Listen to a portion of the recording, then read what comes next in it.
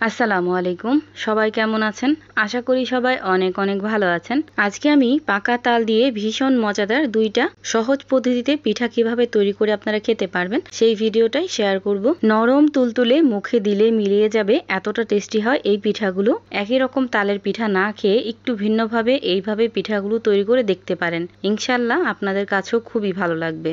এখন কথা না বাড়িয়ে দেখে নেই আমি কিভাবে এই পিঠাগুলো তৈরি করলাম। প্রথমে একটা হাঁড়িতে নিয়ে নিলাম 1 কাপ পরিমাণ লিকুইড দুধ, দিয়ে দিব 1 কাপ পরিমাণ তালের পাল্প, দিয়ে দিলাম পরিমাণ মতো লবণ। এখন সবকিছু খুব ভালো করে একটু মিশিয়ে নিব। মিশিয়ে নেওয়া হয়ে গেছে, এখন বলক উঠিয়ে নিব।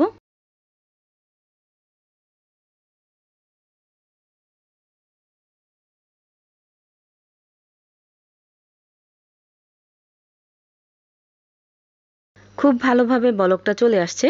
ওই পর্যায়ে এসে এখানে আমি 1 কাপ পরিমাণ শুকনো চালের গুঁড়া দিয়ে দিব।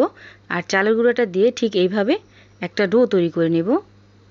চালের গুঁড়াটা দেওয়ার পর চুলার আঁচটা মিডিয়াম টু হাই হিটে রাখবেন। একেবারে হাই হিটে রাখলে কিন্তু পুড়ে যেতে পারে। এভাবে খুব ভালোভাবে মিশিয়ে এখন আমি 5 মিনিটের জন্য রেস্টে রেখে দেব।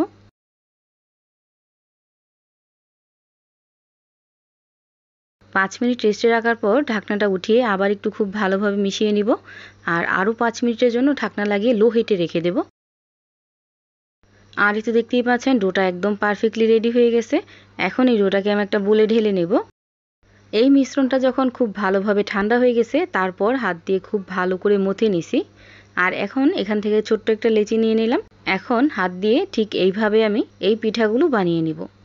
আপনারা দেখলেই বুঝতে পারবেন আমি কিভাবে এই পিঠাগুলো তৈরি করলাম।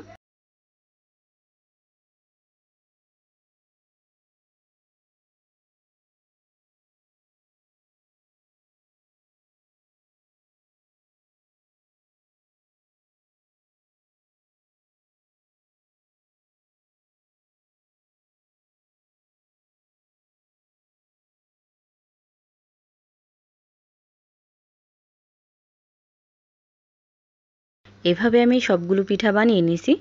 এখন এই পিঠাগুলো আমি তেলে ভেজে নেব। এই জন্য একটা ফ্রাই প্যানে পর্যাপ্ত পরিমাণ তেল দিয়ে দিছি। আর তেলটা যখন খুব ভালোভাবে গরম হয়েছে ওই পর্যায়ে এই পিঠাগুলো দিয়ে দিলাম। আর এই অবস্থায় একটু নাড়া দিবেন না, কারণ নরম আছে, এজন্য ভেঙে যেতে পারে। একটু শক্ত হলে তারপর নাড়া দিবেন। আর এতে দেখতেই পাচ্ছেন প্রায় 3 থেকে 4 মিনিট পর্যন্ত ভেজে নিছি। এখন আমি উঠিয়ে নিব। একইভাবে আমি সবগুলোই ভেজে নেব। এভাবে আমি সবগুলো পিঠা বানিয়ে নিছি। এখন এই পিঠার জন্য আমি শিরা তৈরি করে নেব। এই জন্য হাফ কাপ দিয়ে দিলাম আখের গুড়, আর দিয়ে দিলাম হাফ কাপ পরিমাণ চিনি, দিয়ে দিলাম কিছুটা পরিমাণে এলাচ। এখন এই শিরাটাকে খুব ভালোভাবে বলক উঠিয়ে নিব। শিরাটা যখন খুব ভালোভাবে বলক উঠে যাবে ওই পর্যায়ে ভেজে রাখা পিঠা সবগুলো এখানে দিয়ে দিব।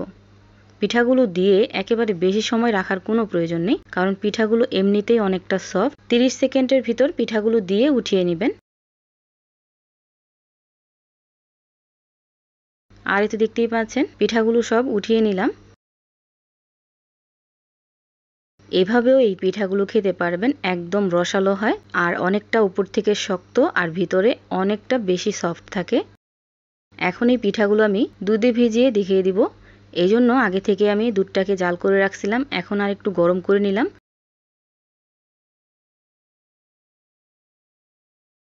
এখন এই গরম গরম দুধটা আমি এখানে দিয়ে দিলাম। আর ঠিক এইভাবে রেখে দেব 5 মিনিট। 5 মিনিটেই দেখবেন খুব সহজে কিন্তু ভিতরে শিরাটা প্রবেশ করে নিছে।